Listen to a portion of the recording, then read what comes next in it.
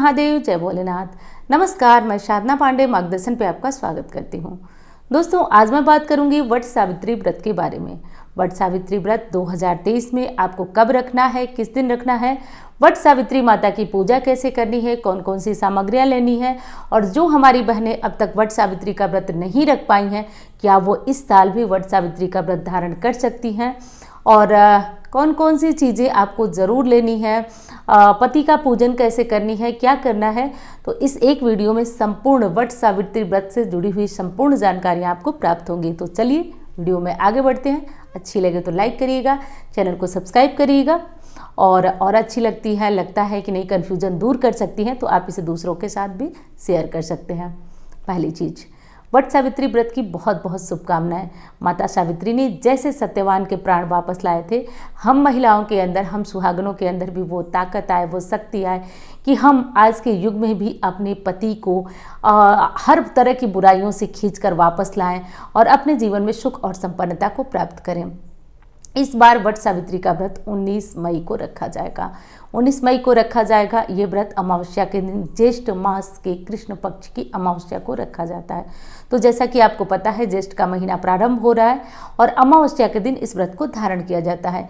कहीं पे ये व्रत जो है वो ज्येष्ठ मास की पूर्णिमा को भी रखा जाता है, लेकिन विशेषकर ये व्रत अमावस्या को ही धारण किया जाता है। क्या करना है, कैसे करना है, चलिए मैं एकदम शुरुआत से आपको पूरी तैयारियाँ करा देती हूँ। देखिए, सबसे पहली चीज़ कि कुछ लोग जो है इस व्रत को निर्जला रखते हैं, और कुछ लोग पूजा के बाद, निर्जला तो रखते हैं लेकिन पूजा के बाद इस व्रत में जो है व्रत खोल लेते हैं। तो आपके यहाँ के जो भी नियम हो, जो भी परंपरा हो, आप उसी अनुसार व्रत रखिएगा। सबसे पहली चीज़ कि जो हमारी बहनें अब तक व्रत नहीं रखती थी, क्या वो इस साल व्रत रख सकती हैं? तो बिल्कुल रख सकती हैं, आप व्रत शुरू कर सकती हैं। अब कुछ लोगों की जैसे कि पारिवारिक परंपरा होती है कि उनके यहाँ ये व्रत होता नहीं है, लेकिन वो रखना चाहती हैं, तो मैं तो आपको बहुत बहुत प्रणाम करती हूँ कि आप इस बात को सोचती हैं। अच्छी बात है, अच्छी चीज़ें करने में कभी विलम्ब नहीं करना चाहिए। आपके यहाँ नहीं होता था, कोई बात नहीं, आपका मन है, आप धर्मात्मा हैं, आप इस व्रत को कर सकती हैं। तो देखिए, करना क्या है व्रत में। सबसे पहली चीज़ कि आप ये पता कर लीजिए कि ये व्रत आप धारण कर सकती हैं या नहीं। कभी कभी क्या होता है ना कि अमावस्या का व्रत पूरे परिवार में सहता ही नहीं है, माना ही नहीं जाता। ऐसा कुछ होता है कि अमावस्या नहीं सहती है, ऐसा ना हो। अमावस्या यदि आपके यहाँ नहीं होती है तो आप इस अमावस्या का व्रत भी धारण नहीं कर सकते हैं। तो बस ये चीज़ आपको ध्यान रखना है। यदि अमावस्या आपके यहाँ सहती है, व्रत होता है, तो आप इस अमावस्या का व्रत धारण कर सकते हैं। सबसे पहली चीज़, जैसे कि आप सुबह सुबह जगेंगी। जगने के बाद आपको करना यह है कि आप पहले से अपने साड़ी श्रृंगार की सामानों की व्यवस्था वगैरह कर लीजिएगा। जैसे कि देखिए, इस व्रत में ज़रूरी नहीं है कि आप कोरा, जैसे छठ पूजा वगैरह होता है तो कोरी साड़ी की व्यवस्था करनी होती है। जो भी साड़ी लाल पीली हो, प्रयास करें लाल पीली। तो आज के दिन उस साड़ी रख लें, चूड़ियाँ रख लें, जो भी आप जितना तैयार हो सके। अब देखिए, 16 श्रृंगार हर कोई तो कर नहीं सकता है, कुछ लोग कर नहीं पाते हैं और कुछ लोगों की इच्छा नहीं होती है, बस वो थोड़े से श्रृंगार में ही बहुत अच्छे लगते हैं। तो जैसे आप तैयार, जैसे जितने में आप संतुष्ट हो उतने श्रृंगार की व्यवस्था कर लीजिए। थोड़ा मेहंदी वगैरह लगा लीजिए और ये सब पहले से तैयारियां कर लीजिए। और एक आध चीज़ें और बता देती हूँ पूजा सामग्री में। वैसे तो पूजा सामग्री में विशेष कुछ होता नहीं है, वही धूप दीप वगैरह होता है। और इसमें जो है बड़ के पेड़ की पूजा की जाती है। बरगद वृक्ष जानते हैं, उनकी पूजा की जाती है। एक चीज़ का ध्यान रखिएगा, आप लोग घर पे पूजा तो कर सकते हैं, लेकिन इस पूजा में पुराने दीर्घायु वृक्ष की पूजा का बहुत महत्व है। मैं बताती हूँ कैसे। देखिए, कहा गया है कि बट वृक्ष को मतलब शतायु माना जाता है, बहुत बड़ी आयु मानी जाती है। बट वृक्ष की पूजा करने से वैसे ही व्यक्ति दीर्घायु होता है, और वट वृक्ष की पूजा, थोड़ा सा पुराने वृक्ष की पूजा करने का फल अधिक मिलता है, लेकिन नहीं मिल पाता है, किसी कारण से दूर है, आप नहीं जा सकते हैं, कोई दिक्कत है, तो इसकी पेड़ की छोटी सी शाखा तोड़ कर ला करके आप अपने घर में पूजा कर सकते हैं। तो ये पहले वाली जो तैयारियां थी वो मैंने बता दिया। मेहंदी वगैरह लगा लीजिएगा, पूजा के लिए साड़ी वगैरह देख लीजिएगा, यदि आप अन्य श्रृंगार करते हैं, जो भी करते हैं, व्यवस्था एक दिन पहले कर लीजिएगा। और सामग्रियों में होना चाहिए जैसे कि धूप, दीप, मतलब दीपक चाहिए, धूप चाहिए, और भोग प्रसाद चाहिए। तो देखिए, भोग अलग अलग हमारे यहाँ जो परंपरा है वो अलग है, आपके यहाँ अलग है, तो जो भी प्रसाद आपके यहाँ लगता हो लगा लीजिएगा। सब मिला जुला कर जो इस मौसम में फल मिलते हैं वो फल ज़रूर रख लीजिएगा, कुछ मिठाइयाँ रख लीजिएगा, वो सब रख लीजिएगा। और हाँ, आप वट वृक्ष को देने के लिए 1 लोटा जल घर से साफ ताज़ा भर करके ले जाइएगा, गंगा जल मिला करके। थोड़े फूल ले जाइएगा, थोड़े माला ले जाइएगा, ये सारी चीज़ें ले जाइएगा। और ले जाने के बाद सर्वप्रथम जो है वो आप वट वृक्ष को जल से सींचेंगे। उसके बाद वहाँ पे सावित्री सत्यवान का यदि आप चाहें तो फ़ोटो बना सकते हैं। अब फ़ोटो आप कैसे बनाएंगे, तो रोली से बनाएंगे या फिर चावल के आटे में हल्दी मिला करके एक पेस्ट तैयार किया जाता है। इस पेस्ट को हर पूजा पाठ में प्रयोग किया जाता है, जैसे कि छठ पूजा में प्रयोग किया जाता है। तो इस चावल और हल्दी के जो घोल होगा उससे भी आप सावित्री सत्यवान की फ़ोटो मूर्ति बना सकते हैं। यदि नहीं बना सकते हैं आप चावल और हल्दी का घोल, तो कोई टेंशन ही नहीं, आप हल्दी और कुमकुम से भी सावित्री सत्यवान का फ़ोटो बनाइए। चलिए, ये बात तो बड़ी हो गई, क्योंकि उस दिन वट वृक्ष के पास आपको टाइम नहीं मिलेगा कि आप सावित्री सत्यवान की फ़ोटो बनाइए। तो क्या करेंगे, आप मन में ही सावित्री देवी का ध्यान करेंगे। और सावित्री देवी का ध्यान करके देखिए, हमारे यहाँ काल्पनिक पूजा को बहुत महत्व दिया गया है। वट वृक्ष की जब आप जल से सींच लें, उसके बाद सावित्री का ध्यान करिए। माता सावित्री का ध्यान करते हुए उसी वट वृक्ष में आप उनका भी पूजन कीजिए। अब आप उनका पूजन उस वट वृक्ष में कैसे करेंगे, तो उनको भी जल गिराइए, सिंदूर लगाइए, जो भी श्रृंगार सामग्रियाँ ले गई हैं सब उनको चढ़ा दीजिए। तो पूजा विधि की वीडियो तो देखिए आती है हर साल, इस साल भी समय मिला तो मैं ज़रूर बनाऊंगी आपके लिए।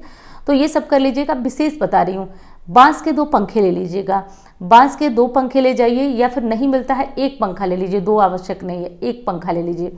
करना क्या है, करना यह है कि आप उस सारी पूजा के बाद बांस से वट वृक्ष को, बांस का जो पंखा होता है उससे वट वृक्ष को हवा किया जाता है। तो हवा किया जाता है, और बांस बहुत शुभ है इस पूजा में। बांस के यदि पंखे मिल जाते हैं तो अति उत्तम। प्रयास करिएगा, ढूंढने से तो भगवान मिलते हैं। बांस के पंखे से वट वृक्ष को हवा किया जाता है। मैं बताती हूँ ऐसा क्यों किया जाता है। देखिए, कहा जाता है कि जब सावित्री देवी के पति सत्यवान की प्राण लेकर के यमराज के दूत आए थे उनको प्राण हरने, तो सावित्री देवी अपने गोद में सत्यवान को सुला करके और उनके उसी पंखे से हवा कर रही थी। इस पंखे के में भी इतना तेज था कि जब उस पंखे की हवा से यमराज के जो दूत थे वो बहुत दूर चले जा रहे थे। तो इस कारण ये परंपरा है कि आज के दिन पंखे से वट वृक्ष को हवा की जाती है। वही पंखा ले जाकर के घर पति को भी हवा किया जाता है। ऐसे मानी जाती है कि जो भी अला बला मुसीबतें परेशानियां उस पंखे की हवा से चली जाती है। तो आप बांस के पंखे का इंतज़ाम ज़रूर कर लीजिएगा, कर लेंगे। उसके बाद अब करना है, कुछ लोग कहते हैं 2 पंखे, कुछ लोग कहते हैं कि 1 पंखा। टेंशन ना लीजिए, 1 पंखा भी मिल जाता है तो आप ये काम कर लीजिए, क्योंकि आप दान किसी को करेंगे 1 पंखा, वो दान का आजकल कोई इस्तेमाल तो करता नहीं है। तो आप 1 पंखा अपने पूजा के लिए व्यवस्था कर लीजिए, दूसरा नहीं है तो टेंशन ना लीजिए। ये चीज़ आपकी बिल्कुल स्पष्ट हो गई। पूजा सामग्री में ये चीज़ ज़रूरी है, कोई चिंता मत करिएगा कि और क्या करना है। वट वृक्ष की पूजा के बाद बड़ के नीचे जो पत्ता गिरा होता है वो 1 पत्ता आज ले लीजिएगा। आप उसको हाथों में अपने कंगन की तरह पहन सकते हैं, बालों में लगा सकते हैं, अपने हाथ में रख, जैसे भी रखना चाहें, 1 वट वृक्ष का पत्ता आप ले लीजिएगा, कर लीजिएगा। उसके बाद करना ये होता है कि अब आप जो भी वट वृक्ष के पास धूप दीप इत्यादि करें, सावित्री सत्यवान की कथा भी सुन सकते हैं। तो जितनी भी पूजा हो जाए उसके बाद फेरी लगाई जाती है। तो फेरी लगाई जाती है बरगद वृक्ष की। फेरी लगाने के लिए आप रील का धागा ले सकते हैं, कलावा ले सकते हैं, जितनी भी चाहे, जो भी चीज़ें चाहे आप ले सकते हैं। फेरियाँ देखिए कम से कम 108 लगाना चाहिए। प्रतिदिन तो ये मौका मिलता नहीं है, तो कम से कम प्रयास करें 108 बार आज वट वृक्ष की परिक्रमा करें। तो 108 बार में ध्यान आपको ये रखना है कि आप बीच से आपका धागा कटे नहीं। बहुत भीड़ रहती है ना, तो बीच से आपका धागा कटना नहीं चाहिए। उसके लिए आप क्या करिए कि रील का धागा ले लीजिए, सूती ले लीजिए और थोड़ा ऊपर ऊपर करके आप इस धागे को चलाते हुए 108 परिक्रमा कर लीजिए। परिक्रमा में हर परिक्रमा के बाद में आपके हाथों से जहाँ से परिक्रमा आप शुरू करेंगे, मैं पीपल वृक्ष की बता चुकी हूँ आपको कि घड़ी की सीधी दिशा में सोच लीजिए घड़ी कैसे चलती है, उसी तरह खड़े होकर वट वृक्ष की परिक्रमा कर दीजिए। उसके बाद हर परिक्रमा के बाद जहाँ से आपने परिक्रमा शुरू की है वहाँ जब आएंगे तो 1 चना, 1 मूंगफली या कोई भी चीज़ वहाँ ज़रूर चढ़ाएंगे आप। इस तरह से करके आपकी पूजा पूर्ण होती है। तो 108 बार कर लीजिएगा। किसी भी कारण से कोई दिक्कत है, आपको शारीरिक परेशानी है, पैरों में दिक्कत है या कोई भी दिक्कत है, आप नहीं कर पाएंगे, तो आप क्या करिए कि इस परिक्रमा को 108 ना करके 21 कर लीजिए, 51 कर लीजिए, 5 कर लीजिए, 7 कर लीजिए। नियम आपका पूरा हो गया। इस तरह से आपने कर लिया। इसके बाद देखिए, अब जो लोग गर्भवती हैं वो क्या करेंगी, तो आप क्या करेंगी, आप कोई टेंशन पहली बात तो नहीं लेंगी कि आपने पहले व्रत रखा अब आपका व्रत छूट रहा है, ऐसा कोई टेंशन बिल्कुल मत लीजिएगा। यदि आपको जाने की क्षमता है तो एक बार आप वट वृक्ष के नीचे जाइएगा, जाकर सावित्री सत्यवान का ध्यान करिएगा, वट वृक्ष की जो पूजा विधि होती है वो कर लीजिएगा। लेकिन आप भीड़ भाड़ से बच के रहिएगा, आप कोई फेरी परिक्रमा नहीं करेंगे, आप बस वट वृक्ष को जल चढ़ाएंगी, श्रृंगार सामग्री चढ़ाएंगी। और जैसा कि 5-7 महिलाएं होती हैं आपस में अपनी अपनी मांग भरती हैं, तो ये सब परंपरा यदि आपके यहाँ होती है तो वो सब निभा लीजिएगा।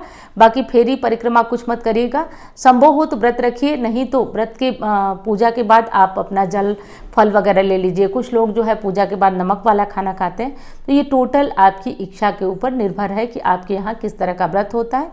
जिस तरह का व्रत हो आप उस तरह का व्रत धारण कर सकते हैं। इस तरह से करके आसान सी पूजा विधि आपकी हो जाती है। देखिए, कुछ लोग कहेंगे आपको चना ज़रूर ले जाइए, कुछ लोग कहेंगे कि बड़ वृक्ष के जो बुलबुले होते हैं, क्या बोलते हैं, उस तरह का गुलगुला। लेकिन सब मिलाकर मैंने भी देखा है कि जहाँ जिस स्थान पे जिस तरह की पूजा होती है उस अनुसार आप लोग पूजा पाठ इत्यादि कर लीजिएगा। अब दूसरी चीज़ बताती हूँ, एक चीज़ और कि जब आप वट वृक्ष की पूजा करती हैं तो उस समय कुछ श्रृंगार की सामग्रियां भी चढ़ाई जाती हैं, जो कि सामग्री चढ़ाना आपके लिए अनिवार्य है, जिसमें सिंदूर, बिंदुर, चूड़ी जो भी आप चढ़ाना चाहें चढ़ाएं। इसमें से कुछ सामग्रियां निकालकर आप खुद के लिए रखिए और कुछ सामग्रियों का दान करिए।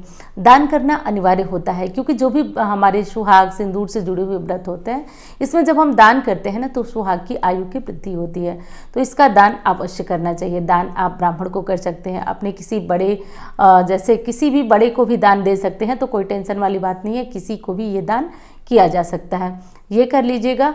उसके बाद एक चीज़ का और ध्यान रखना है कि जैसे जो लोग पीरियड वगैरह में हैं, जिनके की जो लोग की पूजा नहीं कर सकते हैं, वो लोग आप अपना सामान ले करके और किसी दूसरे से, या फिर किसी घर में कोई बच्चा है तो आप उनसे भी भिजवा दीजिए, और वट वृक्ष के पास वो लोग जो है वो सामान किसी भी महिला को दे करके चढ़वा देंगे, या आप किसी महिला से भिजवा दीजिए, तो इस तरह भी आपकी पूजा मान्य हो जाएगी। तो कोई टेंशन लेने वाली बात नहीं, आप जिस नियम से जिस तरह व्रत रखती हैं कर लीजिएगा, और आप अपना सामान भिजवा दीजिए, दूसरा कोई आपका पूजा चढ़ा देगा तो आपकी पूजा पूर्ण हो जाएगी। तो ये सब सारी चीज़ें तो आपको सारे नियम तो मैं बता दी। अब एक चीज़ का और आपके मन में एक भ्रम आ रहा होगा कि वट वृक्ष में देखिए कुछ लोग क्या करते हैं कि पूरे दिन और पूरी रात्रि का व्रत रखते हैं, पूरी अमावस्या का व्रत रखते हैं, अगले दिन व्रत खोलते हैं। लेकिन कुछ हमारी बहनें पूजा करने के बाद पानी पी लेती हैं, फल ले लेती हैं और उसके बाद जल फल के साथ व्रत रखती हैं। कुछ लोग पूजा करने के बाद नमक युक्त भोजन खा लेते हैं। तो आपके यहाँ जो परंपरा हो वो खा लीजिए। मेरी समझ मेरे अनुसार अगर आप पूछते हैं, आप लोग पूछेंगे आप क्या करती हैं वो बताइए। तो देखिए मैं क्या करती हूँ, मैं नमक वाला भोजन नहीं करती हूँ, मैं जल वगैरह पी लेती हूँ। तो आप लोग इस तरह भी चाहे तो व्रत कर सकते हैं। इस तरह से करके आप लोग अपना व्रत कर लीजिएगा, व्रत खोल लीजिएगा।